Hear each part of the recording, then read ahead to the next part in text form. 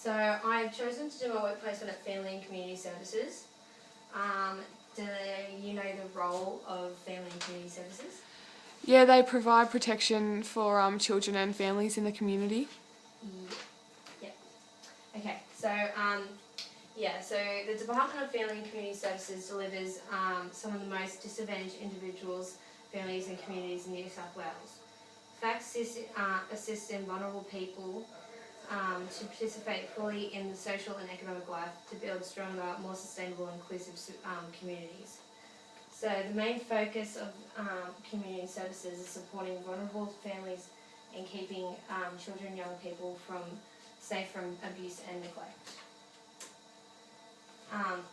So as mentioned previously, protecting children is one of the main goals and missions of FACS. This includes protecting the health, safety and well-being of children and young people.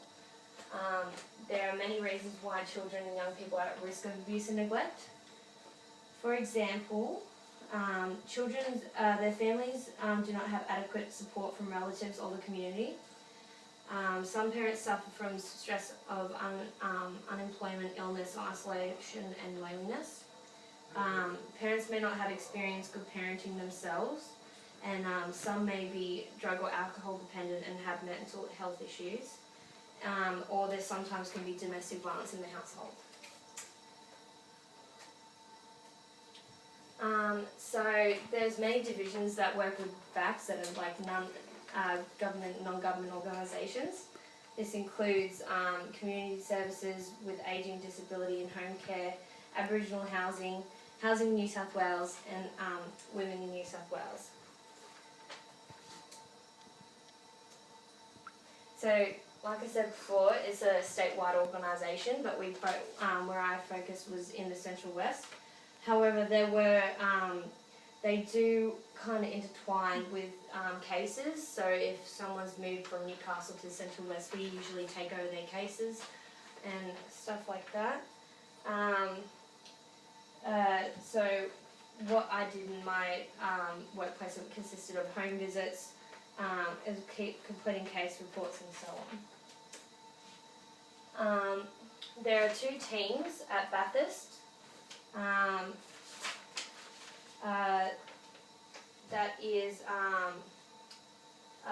There's two teams. So there's a generals team that consists of 30 caseworkers who responds to cases and reports made, and then there's a joint investigation response team which deals with the serious criminal matters such as sexual abuse and physical abuse. Personally, I've worked in both the teams over the 2 week period. The task that I was given during my work placement consisted of a lot of work paper, including paginating reports, recording home visits, writing letters to other organisations, including the police, to gather criminal history checks for other carers and so forth. I also did a lot of home visits where I met the clients and children. I also looked after the children that had recently been moved from parents. I also went to the children's court and viewed cases, and I attended weekly meetings with the caseworkers team and the JET team. So the New South Wales Joint Investigation Response Team is a part of the FACS organisation, where it handles serious reports of criminal matters. The New South Wales Department of Human Services Community Services Helpline normally makes referrals to JERT. However, re-referrals can be made by Community Services Centres, known as the CSC. The Children and Young People Care and Protection Act sets out the grounds for reporting suspected risk of harm regarding a child or young person. The joint investigation by a Community Services Child Protection caseworker, CPC, and police officer occurs when there is a possibility that abuse constitutes as a criminal offence. Again, because FACS is significantly understaffed, the JERT team cannot respond to every report made from the Community Services Hotline. Therefore, JERT needs to prioritise all reports, which is done in a weekly meeting, and responds to reports where the child or young person seems most at risk. These cases that were waived in the JERT meeting will be put to the side and brought up again in the next weekly meeting. Those referrals that are waived more than 3 times will be known as a closed case. So rejected referrals, well, where the directed referrals constitute as a criminal offence, the matter will be referred to by the Community Services Centre, CSC, and the Police Local Area Command, LAC, by the JERT Referral Unit for investigation and appropriate action. Those rejected referrals that do not constitute as a criminal offence, that pose ongoing risk and harm issues to children and young people, the JERT Referral Unit will refer the matter only to the Community Services Centre.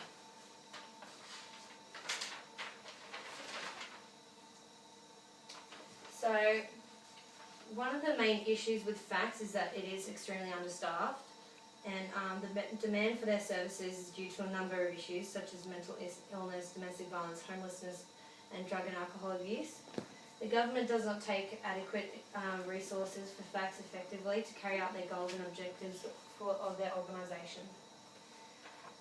In regards to criminological theories that can relate to family and community services, there's one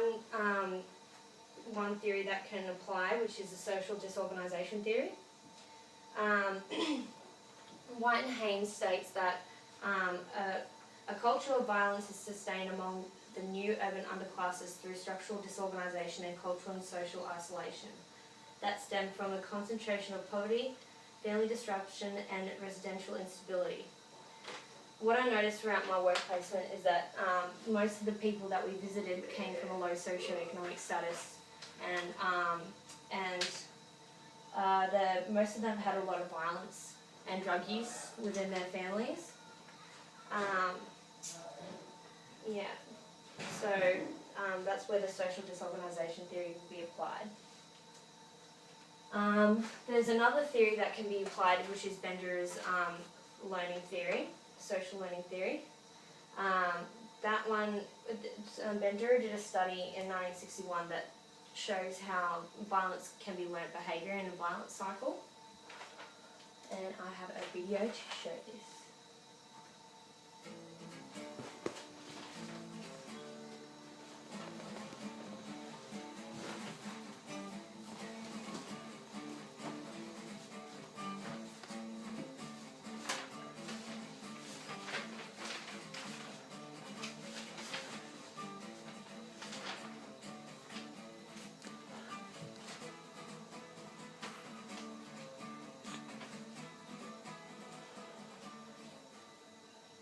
Initial research and observational learning centered on the social modeling of aggression.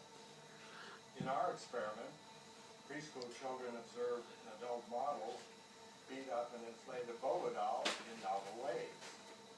She pummeled it with a mallet, flung it in the air, kicked it repeatedly, and threw it down and beat it. And these novel acts were embellished with hostile remarks. The children were then left in the playroom that had a variety of toys. The children who had observed the aggressive modeling adopted much of it.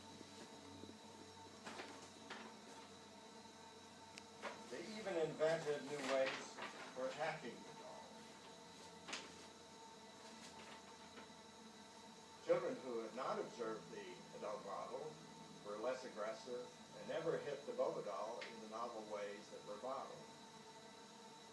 The children who had been exposed to the aggressive modeling showed an increased attraction to guns, even though the adult model never used them. At the time we did this research, it was widely believed that seeing others venting aggression would drain away the viewer's aggressive drive. As you can see, exposure to modeled aggression is hardly cathartic. Televised violence has 4 major effects. It teaches aggressive styles of behavior, weakens restraints over aggression, desensitizes and habituates viewers to human cruelty, and shapes viewers' images of reality. With the enormous advances in the technology of communication, observational learning from the symbolic environment is placing an increasingly powerful role in people's everyday lives. Human attitudes, values, styles of behavior are now being modeled worldwide. As a result, televised modeling is becoming an influential vehicle for political and social change. We now have global broadcasts of societal conflicts as they are happening.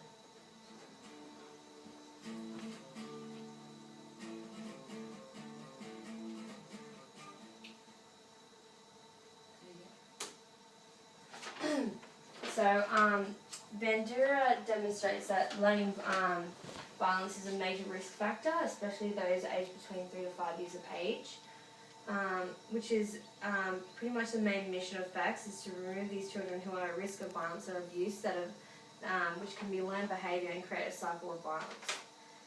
Many of these parents whose children are removed from have been a victim of some sort of abuse when they were a child. One of the other main issues I found in FACTS is that there is a large representation of Indigenous people within the community.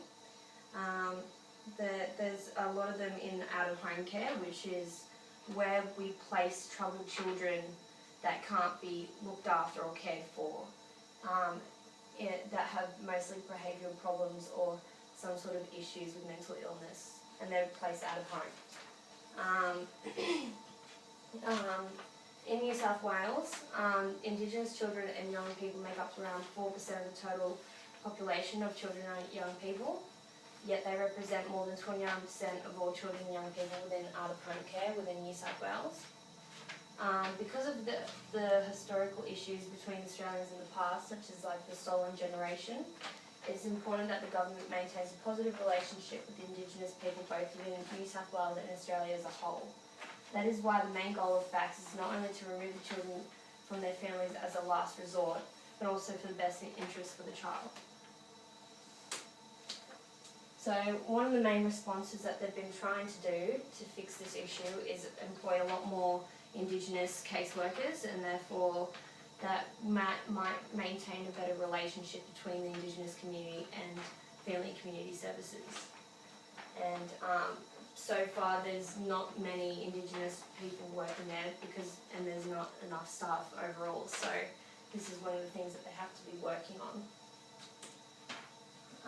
Within my own experience during work placement, what I enjoyed the most was I got to do a lot of home visits every second day to various clients.